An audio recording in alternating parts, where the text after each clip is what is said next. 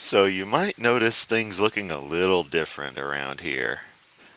Since I decided to do something a little more low key today and look at some Ark Encounter videos from their YouTube channel, a separate channel from AIG.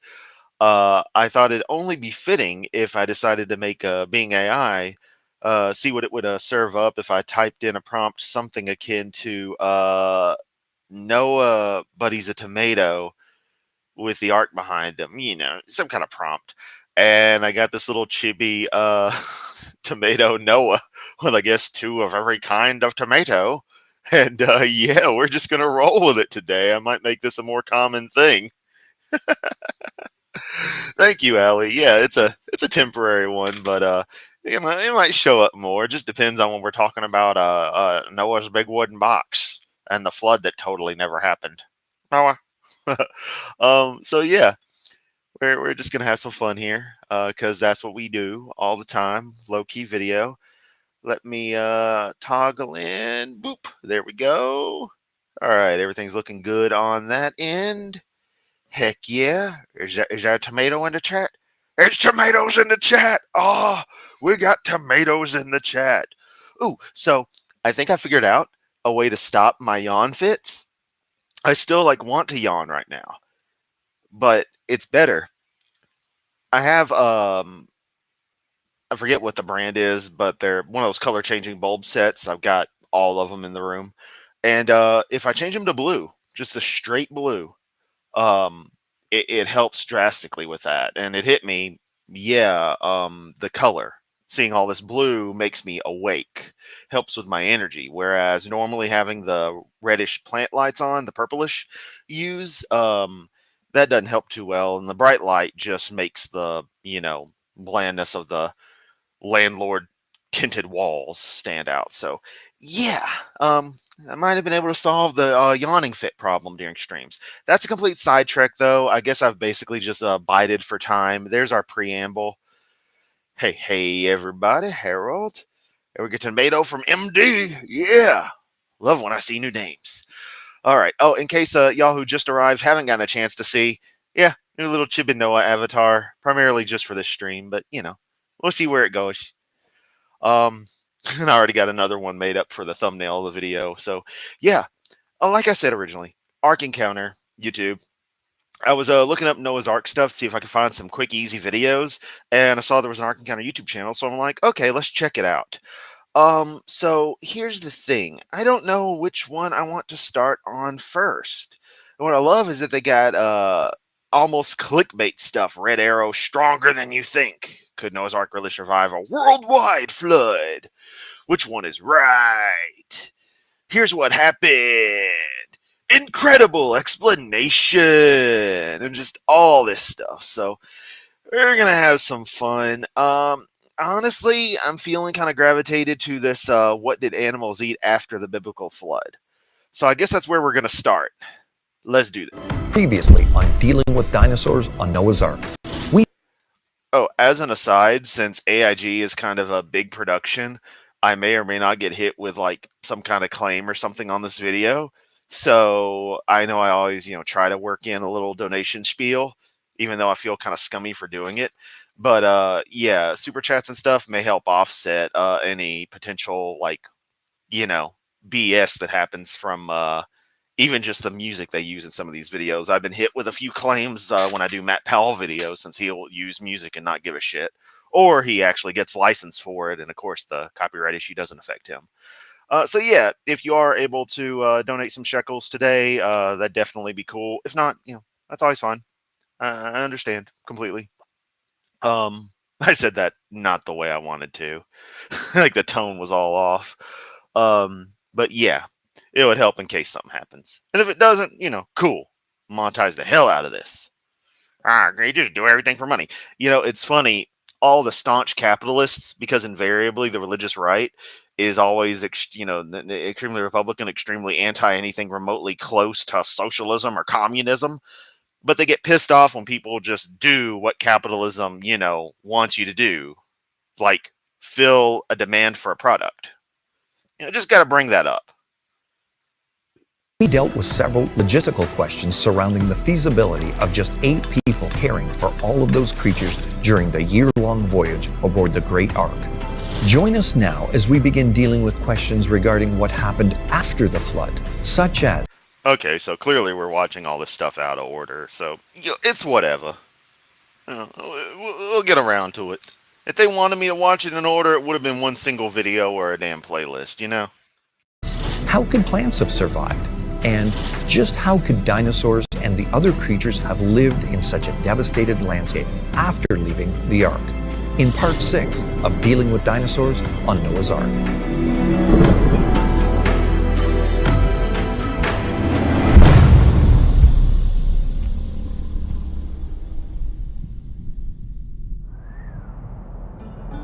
Many arguments against the aftermath of the flood account. Wow, that intro was so loud, and then the volume goes back to like a regular level. I had turned it down to like 30 on my end, and now I gotta crank it back up. Still better production quality than Hovend. Pose supposed problems with food supply. For example, skeptics often say that the meat-eating dinosaurs and other carnivores released from the Ark would have soon eaten up the other limited amount of animals available, leading to the extinction of all of them in short order. Now, I really do want to hear their answer to this, because I don't think I've ever actually heard an answer. If I have, it just got lost in all the noise that always comes from creationists. So I'm excited here to see what kind of just insane logic they come up with. But this falsely assumes that, 1, the only sources of meat available to the Ark-released carnivores were the other animals that disembarked. How does it falsely assume that? Everything else is dead and has been under a deluge for up to a year. It's rotted, wasted mess. The only life that'd be hanging out on this salt-laden hellscape would be some kind of bacteria that feasted on this stuff. And I guess whatever fish magically survived the brackish water. Where is this magic meat coming from? Da fuck. I expected better. We're at 1, and I'm already completely disappointed. 2, there were only the same number of creatures that got off the Ark that went on board. Okay, 2 is a little more fair, but the implication there then is that either the parents who were taken on the Ark or the babies who grew up into parents that were taken on the Ark, because, no, I took 2 of every dinosaur on the Ark, probably babies, that they just basically, the adults were sacrificed so that the kids could eat. Like, what the hell? Either way, it gets into some weird crap. Ugh. And 3, all the animals were released at the same time. Oh, well, that doesn't make the situation any better. Yeah, let's just release the lions. Just the lions. After they get done humping each other and realize there's nothing left to go around, no food, it's going to be a really shitty day for those lions. Firstly, although there are no real specifics as to which creatures were released in what order, or exactly how long it took until the very last animals exited, logic dictates that simply opening every pen door and sitting back and watching utter mayhem ensue likely wasn't the way the animals' release would have taken place. And the Bible gives us a definite clue that wasn't the case as well. Every beast, every creeping thing, and every bird, everything that moves on the earth, went out by families from the Ark. Genesis 8, verse 19. So where on Noah's Ark was Ebola stored? That detail given, that they went out by families, lends credence to the idea that there would have been planning involved as to what animals would be let loose first. And yes, and that's not resolving the problem of what the fuck they ate. More importantly, that there were offspring produced by some animals during the voyage. And of course, over the course of a year, many animals... Yes, we all know Noah had some Barry Manilow and stuff playing in the background, getting things really going on. Animals were also likely pregnant and ready to... I forget the name of who I was actually going to reference. ...to give birth around the time they left the Ark. That means it may have taken several weeks or even a month between when the first creature left and the last. Oh, right. I said Barry Manilow. Totally wrong. I was thinking Marvin Gaye with Let's Get It On. That's what he had going on. He had some Marvin Gaye playing, a little Barry White, a little Isaac Hayes in the mix. Yeah. Noah had it going on. He knew what the animals needed to do, and he knew the music they needed. Tapped into Memphis's finest.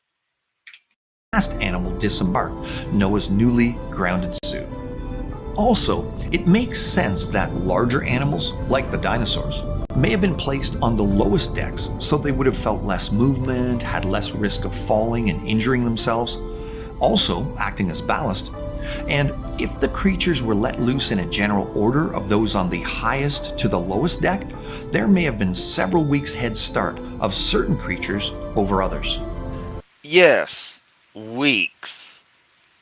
For animals whose gestation periods are most definitely in the range of months.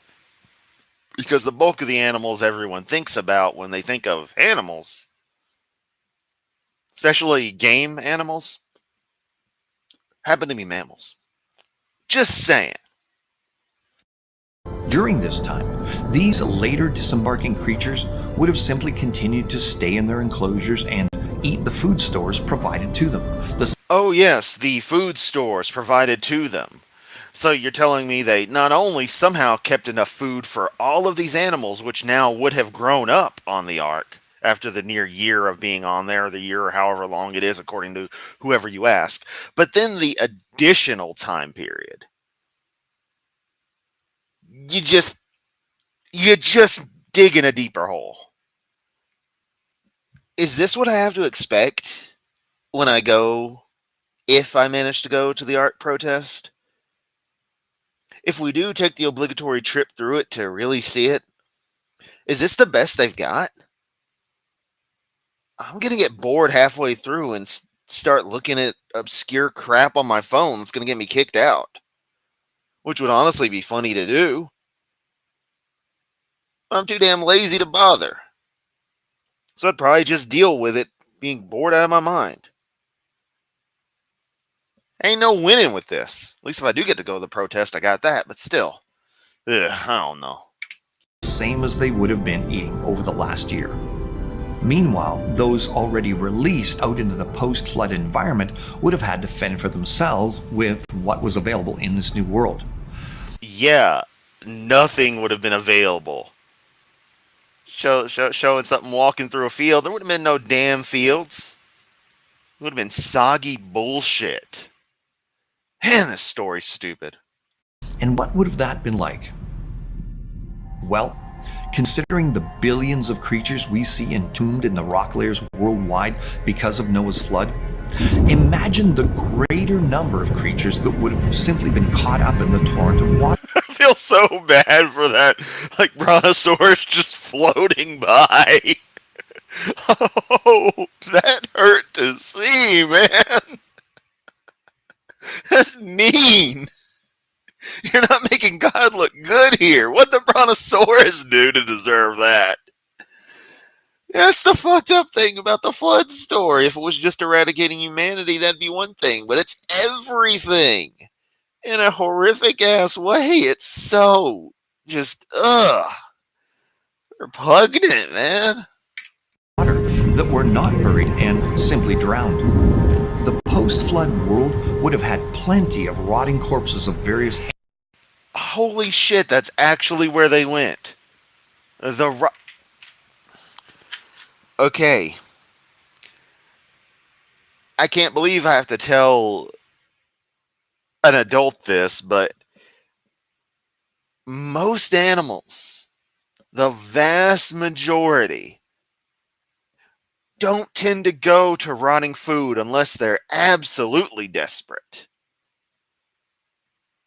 Which I guess kind of creates an iffy way of like, oh, well, they were all desperate getting off, so they would have ate, whatever rotting meat they would have found. And it's like, yeah, probably not, though. I mean, given the condition that shit would have been in at that stage, bruh, none of that would have been remotely edible. When I say rotting, I mean setting out for a couple of days, like hyenas doing their scavenging. They tolerate that. But that's about the limit unless you're specifically one of those decomposers, which your bigger mammals, again, the ones we always think of for most of these stories, nah. Yeah. In fact, hell, you're going to think that because we're talking about carnivores, and carnivores are a subset of mammals, so yeah. Anyway, that's ignoring the birds that'll eat other stuff, what have you. But the point is, you guys are dumb. Really, really dumb. Nothing would have ate that shit. That shit would have been so disgusting. Any animal goes near it, they're going to be like, nope, that's instant death. If it doesn't kill me, it's going to make me incredibly sick. Go on. Mr. Whomever the hell you are that works at AIG, go leave. Go get a chicken. Just you know, render it no longer clucking around. Let it set out for a month in some water in a pool. Just throw it in there. Throw a bunch of other crap in there. Pull out what's left. Give it to your dog and see if your dog eats it. They might try to pull a bone out of it or something. They ain't eating it. Sorry, I want to get graphic with this, but I can't. I feel like it's going to make me sick thinking about it. But just, come on, dude. Animals that were not buried in flood sediments. And experience has shown that most carnivores prefer to eat carrion than to kill live animals for food. Also, when you picture the waters receding towards the end of the flood, you can imagine that there must have been many residual pools of water containing marine life left behind afterwards. And as these waters retreated or dried up, fish and other marine animals would be left stranded and available for consumption. These alternative food sources would have diverted the attention of predators for a considerable period of time after the flood. And this would have allowed animal populations to build up to an appreciable size before they became the target of predators. Also, as we discussed... Yeah, I mean, I'm being generous with this stuff. Just giving them that there's something that resembles meat. In the last episode, many creatures that are considered strictly carnivorous today, such as crocodiles and lions, have been shown to not only have the ability to eat plants, but in some cases, seek it out. So, what about the plant? Yeah. My cats want to eat my plants every single day, and that's not a euphemism. I got my little stash of plants in here. You got the cactus there, you got the ficus that ain't doing so great, but it's trying. I forget what the hell half the other stuff is. There's a couple of more cacti. There's the aloe. There's some other thing in there. There's some stuff in there. I like my plants. Keep the air going. I got my ZZs up on top of the computer. The ZZ plants are fucking awesome. I need to get more of them. They try to eat it, but cats are obligate carnivores. They have to eat meat. There's compounds in meat and animal viscera that they have to have in their diet. So nah, your lions weren't eating vegetables. Hamburger and potato every day? No, maybe the hamburger. They could give the potato. They don't need that. Critics often ask how creatures could survive without them, imagining Noah and his passengers stepping out onto a mud ball devoid of any plant life whatsoever. Well, according to the biblical timeline, they wouldn't have had to. The flood event took place over the course of just over a year, and the Bible gives exact details as to when certain events occurred within it. Does it now? Does it really? It began on the 600th year of Noah's life and lasted... Yes, that's a very exact time period of a whole fucking year. 370 days after. Oh, good. You did go more detailed. I forgot. In the second month, on the 17th day of the month. Okay, so which month is the second month of his 600th year? On whose calendar? Are we going by some sort of lunar calendar here? I mean, what's going on? And then in the 601st year, in the second month, on the 27th day, a year and 10 days. So of course we're doing a relative time, which is fine, but again, what kind of calendar are we working with? Are sure a year is a year? I'm just asking questions here. God, that sound like fucking Joe Rogan. Hey, I'm just asking questions. I'm just thinking out loud, like, okay, I mean, all right, we've established how long it was. It seems like a pretty good way to devastate the entire global, just everything. I was gonna say ecosystem, and it's like, is that even correct at that stage for the whole planet? I guess. I don't know. Man, these videos piss me off. At least I can laugh with Hovind. This stuff's just stupidity. Three I mean, not that Hovind isn't, but it's a different kind of stupidity, which is weird. 171 if you count the first and last day as full days. And it was 150 days after the flood started that the ark was grounded somewhere on the mountains of Ararat. However, we're not given the exact altitude on which it did so. Yeah, it was over 9,000 kilometers. There, I gave you an altitude. The Earth would be fucked. There wouldn't be anything growing in that salton waste. So, from that point on, vegetation could have started to regrow on whatever land was exposed as the waters began to recede. Except it wouldn't. And it wouldn't have been shit to eat. The kind of stuff that's first going to pop up after an event like that, presuming it would, isn't going to be the kind of stuff most animals are going to want to eat, buddy. Okay, I don't think you got cows going and trying to strip Douglas firs for their piney needles. All right? That means plant regrowth immediately around where the ark landed started at least 7 months before the first animals other than the birds were released. To keep this in perspective, although various grass seed germinates at different rates depending on various factors, it typically occurs between 5 and 10 days. Once germinated, grass usually grows at a rate of about 2 to 3 centimeters per week, which means even at a slower rate, after only 6 weeks, it's almost 12 centimeters or almost 5 inches tall.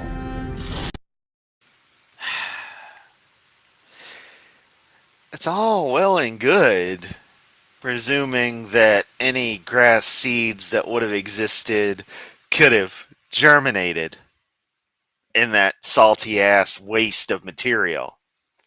Which, honestly, given the way y'all talk about all the layers forming and stuff, or at least Hovind does, all that material would have been fucking buried deep down, all the seeds and crap. Unless they floated to the top and then, through the tidal pumping and all that other shit, they settled. They were the last things to settle on top conveniently. Which, okay, I could buy that, along with all the salt deposits and stuff. I mean, fucking salt, man. Fucking salt. I should have done a Hovind video. I'd be less angry. Vegetables. And I don't even know what I'm angry at. I think it's just the fact that there's nothing to really riff in this. It's just, the fuck. Maybe that's why I focus on Hovind so much, because it's actually something you can laugh at. This is just watching people put way too much money into something that's beyond stupid. Good lord. This is production value going on here. They spent real money to make this, to edit this, handle sound production and stuff. That money could have fed starving kids in Ethiopia, man. But no, it's got to go towards this. Like I guess that's what pisses me off. Cucumbers, beans, carrots, and corn take around 2 or 3 months to bear fruit, while potatoes may take 3 or 4. Other underground. Yes, but how long did it take the tomatoes to come back? That's what we want to know. Because the only Noah story I care about is this one. With little tomato Noah. And 2 of every kind of tomato. Doing the tomato things. Praise the tomato. Tomato. Alright, let's keep going.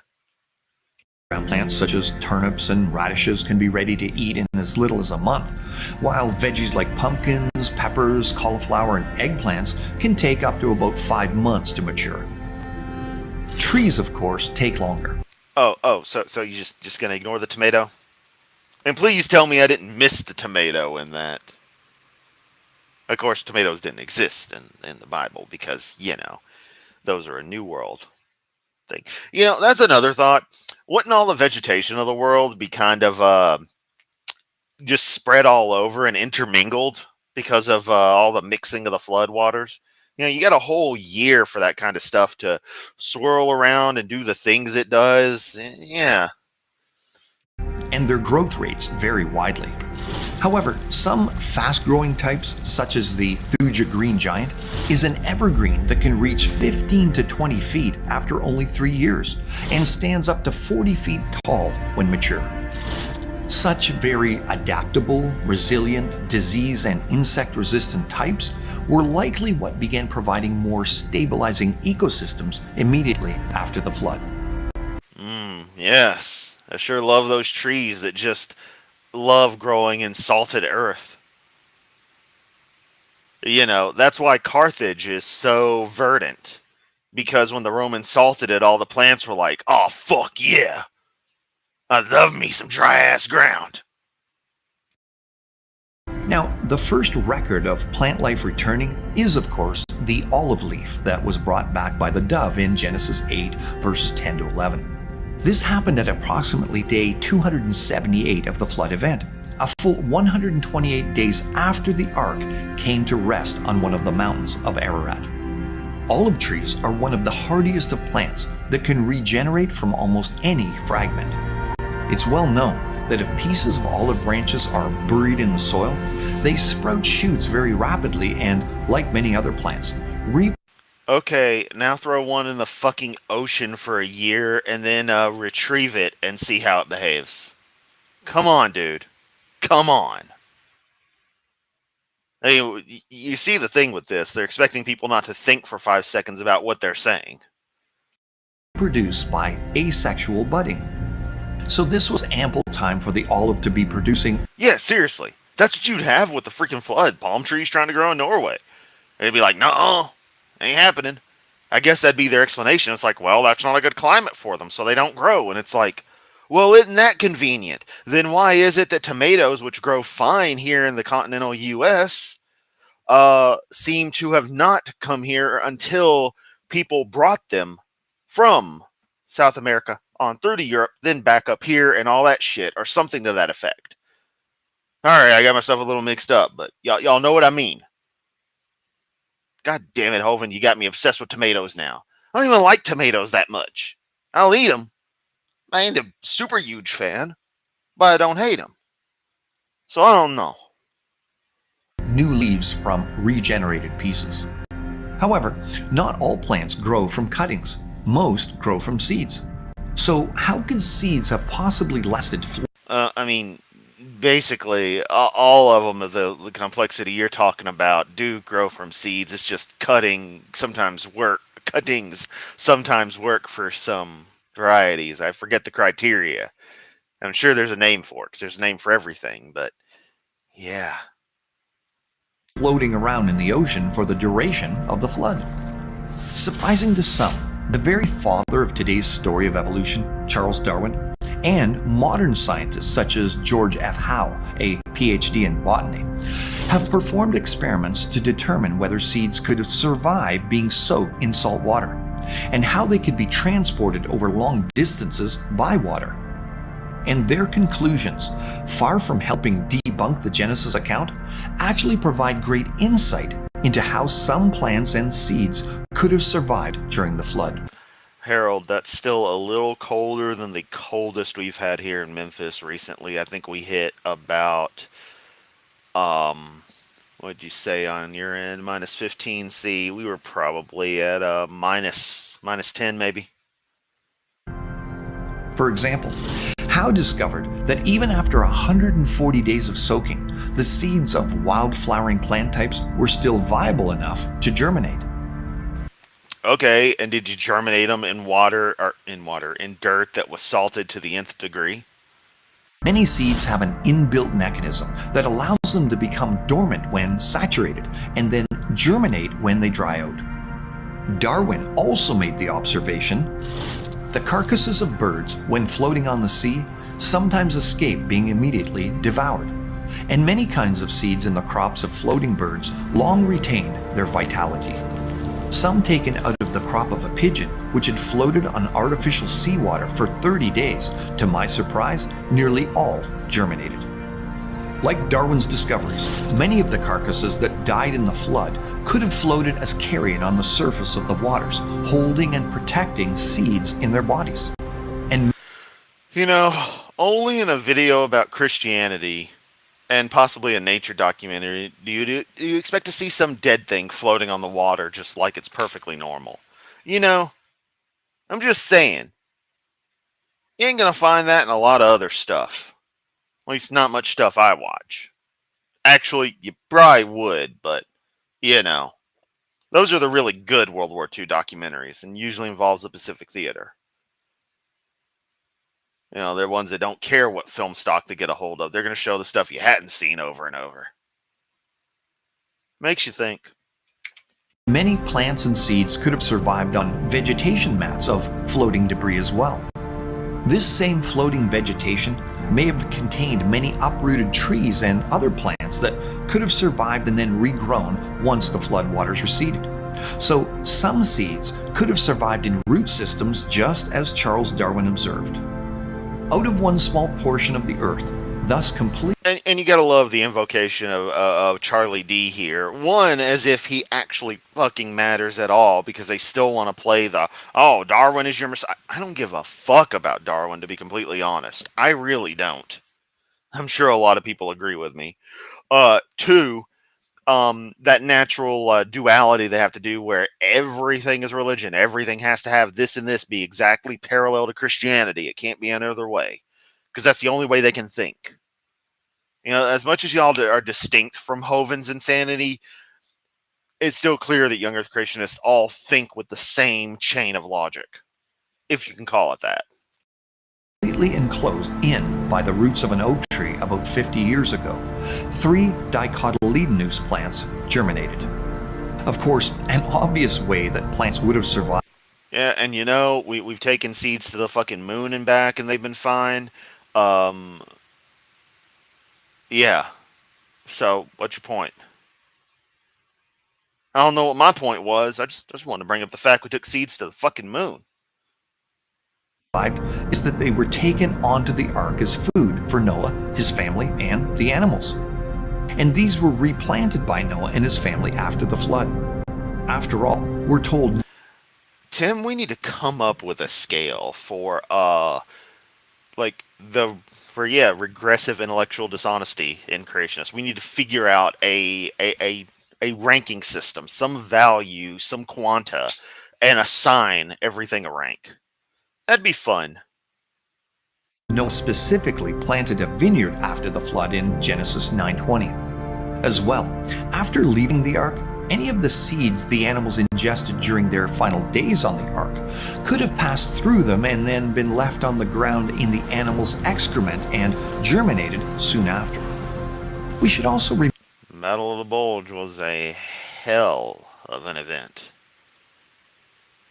Intense fighting, more than usual, given Germany knew that was really their last chance for anything, and push was kind of coming to shove. They were lucky to be on the Western Front. Imagine how the poor bastards on the East were doing at that time. there are tree and plant species that actually thrive in flood-like conditions. For example, mangroves, which live primarily along tropical coastlines, along with many flowering plants and trees that flourish in swamplands. I play Minecraft. I'm well aware of mangroves. Thank you very much. Such as white cedar, eastern hemlock, black spruce, red maple, elm, pin oak, and birch.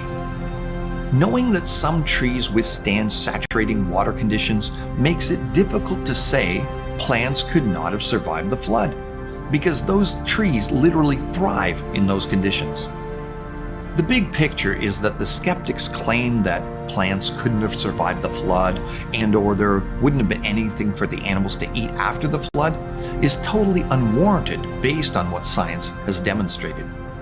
Ironically, by making this claim, they'd have to discount studies done by Darwin and many other evolution believers. See, this worshiping of Darwin, I don't give a fuck. I know I just said this, but I don't give a fuck what Darwin said. He noticed a pattern. He was the one to get famous publishing it. Good job. He was still wrong about a lot of random crap, which is irrelevant. But he only scratched the surface, and no pun intended here, given this topic being discussed, but planted the seeds that the rest of the then nascent scientific community would follow, would look into, would nurture, that would grow into the robust understanding of the actual facts of life, of biology, of genetic diversity that we understand them as today. He's not some messiah. He's not some infallible, prophet. He's not anything of the sort. He was just a dude. Origin of Species, I'm sure, is an interesting read. But it's not necessary to understand it to understand evolution. You can understand evolutionary concepts without knowing Charles Darwin. Read a Wikipedia article on the science of it. Make a custom version where you edit out Darwin, and boom. The only question someone's going to have is, well, who first figured this idea out? Who first came up with it? That's the point where he becomes relevant. That's why, I'm not a debate person, but I would love, if I was, to do something like Debate Hovind, where if he brought up Charles Darwin, I would just do that. Be like, look, I don't give a fuck what Charles Darwin said. And just watch as he gets mad because I used a word. But that's the level of abruptness I feel would be appropriate for it. Just like, I just don't care. Believing scientists. There would have been a bunch of greenery available to creatures as they stepped off the ark. Even enough for the dinosaurs that would eventually grow to immense sizes afterwards and spread out all over the earth. Interestingly, the creature called the behemoth, described in Job 40, fits the description of one of these creatures quite well. Or, it fits that of like a hippo, maybe an elephant, but definitely like, hippo and that kind of stuff. Animals that actually existed with people and would have existed in the areas they were at the time. It was massive, fed on grass like an ox, and had a tail like a huge cedar tree. And it was observed by Job after the flood. I forget the exact details. I forgot the, eats grass like an ox, and, I'm not even 100% on all this. ESV, don't know what the fuck that is, but okay. Enhanced stupid version, doesn't matter.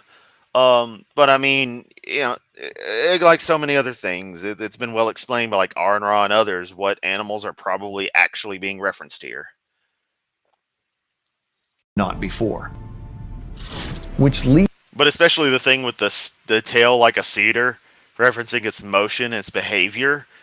Everyone interprets it as its size when in every translation it clearly describes the properties of it that aren't its size. So it's like, Leads to even more questions asked about what happened after Noah's Ark landed, such as where and how did the dinosaurs and other animals travel all around the world? And if dinosaurs got off the Ark, why don't we see them today? Join us next time for the conclusion of our series.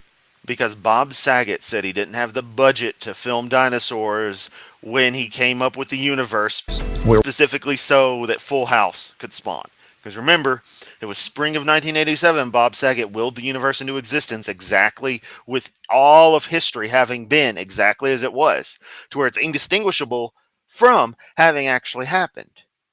For some reason, he decided to create creationists and stuff along with that. I don't know. He must have been a little drunk when he did it. Whatever. I'm not going to doubt the Saget. But he specifically did it in the spring of 87 so that all of us would be ready for Full House's premiere later that year. But the dinosaurs, he was like, nah, I can't have the dinosaurs. So they had to go bye-bye. And there you go. Easy. Makes a lot more sense than whatever you've been saying this whole time. God. I shouldn't be doing this to myself. I was expecting to have fun. Now I'm just irritated. Disappointed.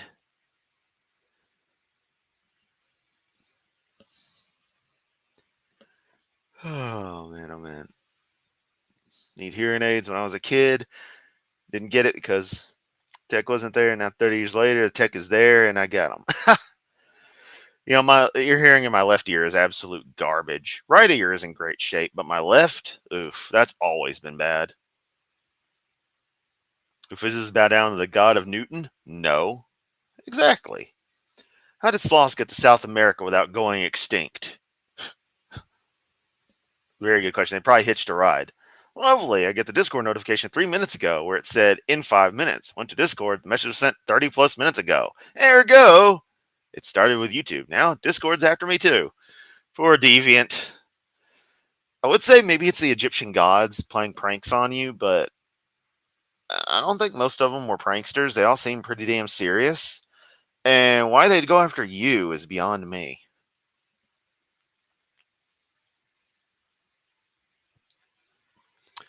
40% left in both ears. Oof, that sucks. I don't know how bad my left ear is.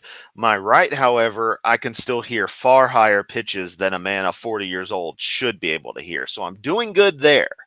I think it's like 12 kilohertz max in the left, maybe less. And I'm at like 16 to 18 in the right. Like my right ear is really good on that front.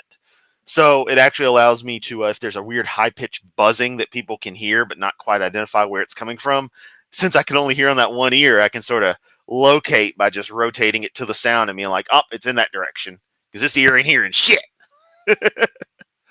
All right, let's see what other garbage we can get into. I might just do one more video. I wasn't planning on this being super long. And I had way too much to say about that than let's see which one's right since Kent is building his ark. Let's just see. Noah's Ark surviving a cataclysmic flood is one of the most famous tales in history. It's a story people know, and it's in history because people believed it in the past, but I don't think it's part of history. Also, incidentally, I was looking at satellite photos of the area to see how it had improved over the years while it was mapping out how long it'd take to get from Memphis to the middle of bumfuck North Kentucky where this is. And that's a zoo over there. And I'm in favor of zoos.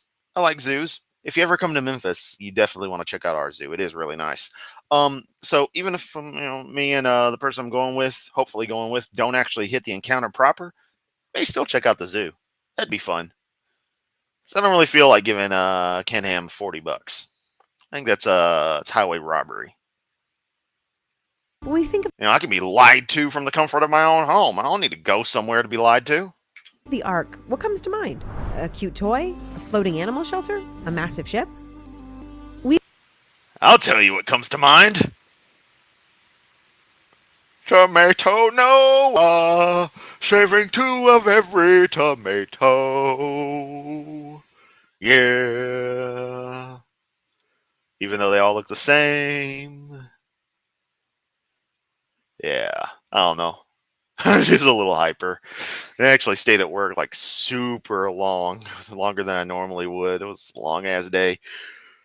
So I think I'm in that weird state where you're tired. Hey, look, there's the yawns. Where you're tired, but simultaneously kind of wired. Tired and wired. I'm tired. I'm tired. Anyway, let's do this, and then we'll be about done. We've seen different depictions of Noah's Ark, ranging from large vessels to the ones in children's nurseries with giraffes' heads sticking out the top. How many of these ideas are based on the source material? The Bible records an ark built to survive the world's most devastating storm. For centuries, artists have painted, carved, and modeled different versions of the ark, sometimes resembling a large wooden vessel with a curved, almost ship-like hull, often depicting a box-like structure. According to Genesis 6:15, the ark was proportioned like a modern cargo ship, designed. Oh, you're gonna show that kick-ass vessel, and then talk about the fucking ark, the stupidest boat ever built that wasn't even built. I wouldn't say it's the stupidest boat ever designed, but it's pretty damn stupid. I mean, it still ranks better than that Titan submersible. Yeah, I'm so sick of hearing about that stupid ass thing too. I was sick of it when it happened, but that's another story. Designed for stability and capacity rather than navigation. The vessel Moses records in the Torah was a massive, multi-level lifeboat built to float for several months during the earth-shattering cataclysm. Genesis 6:15 reports the ark was 300 cubits long, 50 cubits wide, and 30 cubits high. Well, of course they were free because you live in the socialist paradise that is Scandinavia. You know, where shit actually makes sense. America can't get its shit together, yet simultaneously people are all excited about a supposed stimulus check coming because Doge is saving money by cutting funds everywhere. And it's like, oh, good, you're killing off one form of socialism for another kind of socialism. Because that's what that shit is, socialism. So yeah, enjoy your stimulus checks, right-wing nut jobs, because it's socialism. I ain't necessarily complaining. I took the first two with pleasure, and definitely could use another one. It's just I'm saying. I mean, I'm not complaining about the socialist aspect. I'm socialist as fuck, but we're not going to get into my economic ideas here. It suffices to say I'm not happy with rampant capitalism as it is. Let's keep going. History records different cubit lengths, but if you use the Hebrew long cubit like we have at the Ark encounter, the Ark would have been... Look, the only cubit I use is the binary cubit, alright? As defined in IEEE spec 666969420. It's the length of a gnat's dick. I don't know. 510 feet long, 80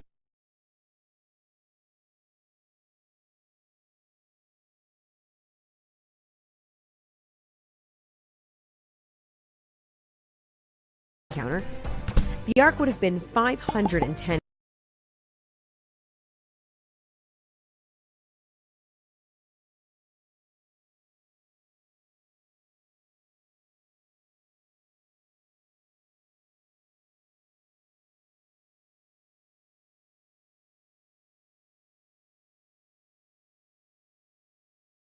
feet long. Ah, damn it, I was muted that whole thing. I was saying why they got to bring the space shuttle in on that. They could have had at least 4 as well. They had space to put 4 on to give you the length, so they could have had Columbia, Discover or Challenger, Discovery, and Atlantis. But no. Cubit like we have at the Ark encounter. The Ark would have been 510. They had to leave it to just from left to right. Columbia, Challenger, Discovery. You bastards. I'm going to use 3 shuttle. Why they got to bring the shuttle into this? Also, honestly, that could be Buran just as easily. I forget the names of the other Buran orbiters. I'm sorry. I used to remember them better. But yeah. Anyway. Feet long, 85 feet wide, and 51 feet high. To put that in perspective, that was longer than a football field. This design provided significant advantages. The Ark's proportions balanced stability, strength, and storage space to accommodate all the animals and supplies needed for the duration of the flood. Similar to a large cargo ship, a hull with this design was well engineered to withstand the turbulent waters of the global flood, ensuring the safety of Noah, his family, and the animals on board.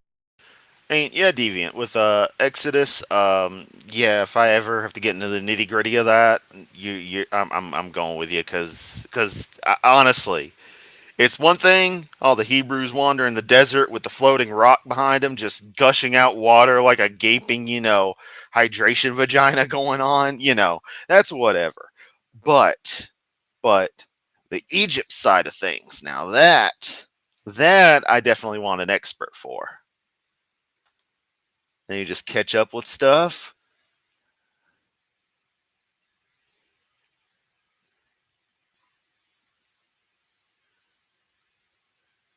Feb. I don't know. We'll see when this stupid thing happens. Cutting benefits as we speak. Yeah, see, that's bullshit right there. The same government that's supposed to, love the military wants to cut veterans benefits, wants to cut disabled veterans benefits.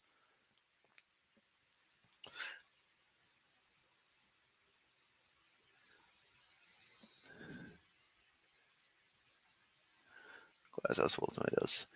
Guys, yeah. You gotta remember, by the time y'all, I see that I'm muted. In the chat, I've probably already ended up discovering it. So, just saying. Americans measure everything by football fields. It's so this is a thing that kills me is the meme of Americans will use anything but the metric system. No, it's just a matter of, and I know that's not what you're saying here, but that's what it kind of ties into. It's a matter of analogy. We seem to just be really fond of using analogies for people to get like the visualization of things. And in my retail experience, I've noticed that people repeatedly will open up random shit and, of course, leave it out open because they're too stupid to put it back to see how big something is, even though the dimensions are listed right there on the package. Pro tip, the tiles in most stores, little tiles on the floor, usually 1 square foot. So that's an easy way to measure things, a way to estimate things without ever having to rip something open. Not that my audience does that, but you can tell a friend. Yeah, for some reason, I guess it's just we're wired for. I'm like this. I like to see relative comparisons of things to get a better understanding, but there's a little bit of a focus on it to where they don't seem to push as much for, hey, just learn how long mentally how long 10 feet is. How long, like if you tell me, something's 5 meters away, I know the range that's going to be pretty accurately. They tell me it's 12 feet away, I know about how much that is. A mile, 2 miles, I know. 5 kilometers, I know. But for some damn reason, most people are idiots and don't apparently never learned length. So the only way they know anything is through analogies. So I don't know. That was a bit of a ramble. Yeah. That was me being me. I don't know. The ark was history's first ocean freighter. In Genesis 6, God tells Noah to build 3 levels or decks inside the ark. These decks featured compartments or rooms designed to house the various kinds of animals. The compartments within the ark were designed for more than storage. Noah likely organized the animals to ensure each group had sufficient space to survive and to allow for efficient management and care of the animals during the year-long voyage. The ark's massive internal volume and tonnage provided ample space to accommodate all the animals from the largest to the smallest, ensuring their survival during the flood. The ark was more than a refuge. It was a testament to God's wisdom in design. Yes, big wooden boat. Because, God couldn't have just given them freaking blast furnaces and been like, here you go. I've tuned out already. I'd rather just talk to you guys. Construction was not just about the size, but about resilience and safety. The Bible tells us that God shut them in, ensuring that Noah, his family, and the animals were securely protected from the devastating floodwaters. Boy, really glad no lamps got knocked over and, caught fire, the whole thing. Which makes me wonder just how much oil did they need to save for the lamps that they needed to burn on that thing? Also, how did they maintain illumination where they needed it at all times and not basically use up all the oxygen that would have been in the vessel, given that they only had the one window for everything? This act demonstrated God's sovereignty and care, providing salvation through the ark during the global flood. Today, naval architects, historians, and biblical researchers study the 2 out of 3 say that this is fucking stupid. The other 3 say, believe me, bro, it's in a book. ark's design to gain insights into how this ancient vessel might have looked and functioned. Modern-day reconstructions, such as the Ark Encounter in Kentucky, Modern-day reconstructions are never actually built. They're either to scale or they're buildings with a boat facade on them, and they're never put out to sea, because we all know that they would completely warp, buckle, break, and go down like the motherfucking Edmund Fitzgerald the first time a wave comes by. Because God didn't know jack diddly fucking shit. provide a glimpse into how the ark might have been constructed within the specifications written in Genesis. Oh yeah, it would not have handled that wave like that. That motherfucker would have broke right in the middle. Hang on. Provide a glimpse into Nah, nah. Fuck you. Fuck the person who came up with that animatic. Fuck the computers that rendered it. That's bullshit. That thing would have broke apart straight in the middle. Keel would have been snapped just like everything else. How the ark might have been constructed Fuck within the you. specifications written in Genesis. While the Bible does not specify most of the engineering details, Scripture is clear that the ark was a divinely commanded, intentionally designed, and purposefully built masterpiece that fulfilled its purpose during a pivotal event in human history. So what did Yeah, the pivotal event that never fucking happened. Noah's Ark look like? Maybe not like most people imagine. It looked like a 15-foot whale penis. But Jesus used this epic vessel as a powerful reminder of God's gracious provision and perfect justice. For as were the days of Noah, so will be the coming of the Son of Man. For as in those days before the flood, they were eating and drinking, marrying and giving in marriage. Allie, I'll do you one better. Why the hell didn't God just zap away all the wickedness instantly without anything needing to happen? You can poof everything into existence, but you can't poof it out, apparently. Thus, your God is limited. And just let the reset button go from there. Or why didn't you just press reset outright? We'd have never known. It's just there's so many ways around this. It's such a stupid ass story. Until the day when Noah entered the ark, and they were Also, drinking, marrying, and giving in marriage. I'm not even trying to be funny here. There's no other way I can interpret that other than the Bible literally saying, yeah, they were partying and fucking like rabbits. Inspired word that everyone's supposed to know and love. Great for the children. But remember, we're the perverts. unaware until the flood came and swept them all away. So will be the coming of the Son of Man.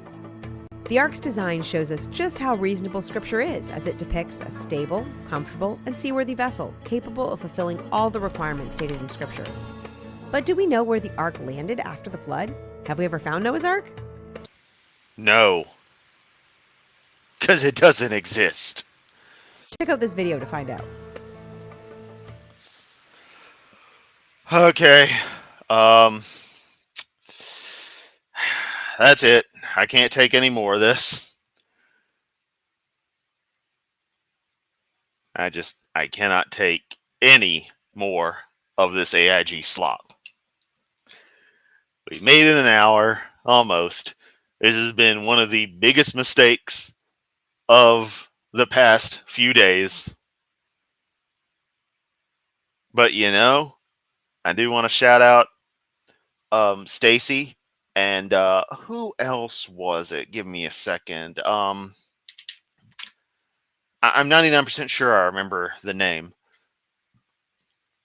But Stacy popped up in the Discord at midnight asking if I was okay. As did Frank Flowers Jr. Saying they were worried about me yesterday with the stories of tornadoes in Memphis. Obviously, I'm fine. I am stuck in the middle of the older part of suburban sprawl. Area dates back to the 60s, 50s, 60s range. So yeah, absolutely fine. Jack diddly crap happened here. I slept the whole damn time. I was almost late getting to work because I slept that heavy. I'm fine, and I just appreciate both of them, Stacy and Frank, for popping up and being like, "Hey, I hope you're okay." Because once they heard about stuff, they chime in. It's like that's just I'm not used to that, so it's really nice. I know everyone cares, and that's the greatest thing of all is just get those people who at the moment were able to pop up and be, say something. It's like, oh, that's so nice. But yeah. Anyway, and when you're on that boat isn't a lot of babies. Exactly. It's just none of it works. And they try so hard to defend it because it is kind of the cornerstone of young earth creationism. Because if you can make it where that happened, it's an interesting thought. Is that if you make it up to the point of the flood, if everything before then was erased, then you have a setting where anything goes. So you don't have to prove Adam and Eve and all that crap, even though sometimes they try to, like those dinosaur and human footprints together in Texas that are totally not. Some people will be like, those are Adam's footprints. It's like, how the fuck do you know that? But if you take out the first chunk of time, and then, okay, you have the flood, and then you have everything we see being post flood, you can make up whatever you want for pre flood. So long as you got that, you're golden, because the rest of the stuff, if you come up with excuses like the population growth curve and all that junk, everything else can be made to make enough sense. And you can throw all the just wishy washy BS front load. Excuse me again, front load it. So yeah, that's sort of the whole score. That's why it seems like creationists are so focused on the flood story, is that it creates a barrier that they can't go ahead of. But it's like, if you prove the flood story, then you have to accept the rest of the stuff. That's my take on it. Harold popping up with, come to Scandinavia, you only need to worry about cold, snow, and some rain. I can deal with that. I mean, I don't like the cold that much. Like, really, I get cold enough. I get really uncomfortable, but so does everybody. Like, I'm not used to super cold temperatures, but I can deal with it, especially indoors in a proper place. And yeah, the history of the flood is older than the book itself. Once again, it's as if humans, as far as civilization goes, or hell, even before modern civilization. Well, not modern. You know, the agricultural revolution. As if we weren't constantly near bodies of water, since life tends to be near water. And yeah, like we didn't experience flooding and didn't come up with stories based on it, because for some reason, I don't know if y'all know this, but humans really like to come up with stories. Sometimes about things that actually happened. Sometimes we make them up, and sometimes we make up stories about things that actually happened, so that those stories are even more interesting. Oh no, I'm just saying. But yeah, it sounds like Minnesota. Uh, I don't know if I mentioned it before, but I kind of want to try living in Buffalo, New York. I think that'd be fun. It gets cold up there. I like the Niagara area. I think I'd like that. Oh no. Oh, and Jess comes in right at the end. Isn't that just how things work? Ah, yeah, it's a short stream. Now we're at the post stream rambling phase. Honestly, you didn't miss much. Just me getting pissed off at AIG videos, a couple on the arc. Yeah. So just go back and check that out. Ricky Gervais does a great Noah's Ark critique. I will have to check that out, Claude. And hey, good to see you.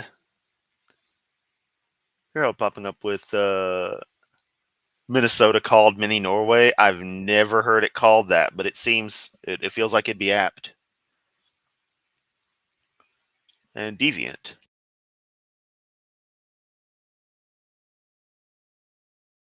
Sorry, even with the blue lights, the yawning fit is hitting. It's only cold in winter. But we have 4 seasons, and depending on where you live, the length of the seasons vary. Summer's kick-ass. Tons of light, beautiful nature, kick-ass nights. Yeah, here in Memphis, we really only have 2 seasons. We have a crummy winter that's getting a little more extreme as time goes on. And then for the other 9 months, it's hot. You get stuff that resembles spring and fall, or autumn, as some would prefer. But they're relatively condensed before things just get crazy. Like, it's never a steady temperature for a reasonable length of time. A steady, moderate temperature. It always fluctuates between cold, hot, then just stays hot, and then back on the other end just stays cold. It's really ridiculous. And Jess, you're fine. I mean, you tune in when you can tune in. I don't expect anyone to watch this stuff. The fact that I usually pull in a nice squad of of the regulars is amazes me. It's like I should go streaming, and it's like, hey, all these people, hey, I see you, I recognize you. Oh, hey, you popped in for a bit. Oh, hey, you're gone. That's cool. You know, it's like I'm happy. I'm just glad everyone wants to pop in and hang out.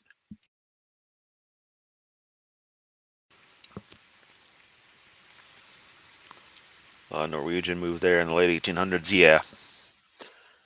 Um, but all right, we've gone over the hour mark, so this stream has been a success as far as putting up a video that is like an hour long, which was my goal. Um, I don't know what else to say. Chibi Tomato Noah will be posted in the community tab. Y'all know the thing. I need to post there more. Um, oh right, yeah. You are Canadian, so you've got to go sorry regularly. Uh, the Dakota. I can't even pronounce that. I'm too damn tired. But yeah, I'll post little Noah so y'all can save Tomato Noah for future reference. And yeah, that's about it. If tomorrow goes smooth, probably do the continue with covering Hoven's response to Aron Ra. That's if tomorrow goes smooth and I got the energy. If not, we may save it for Wednesday. Who knows? But yeah, as always, thanks for everyone tuning in. Tuning in, God, shows my age there. Thank you for clicking the buttons on the World Wide Web of the Internet, which brought you to this video live stream presentation. I greatly appreciate it. Nerd. Um, yeah, do thank you for stopping by. What else was I gonna say? Oh yeah, if you're in Discord, I'll be in there. Be playing some Guild Wars before I go to sleep. Just hit me up or whatever. Anyway,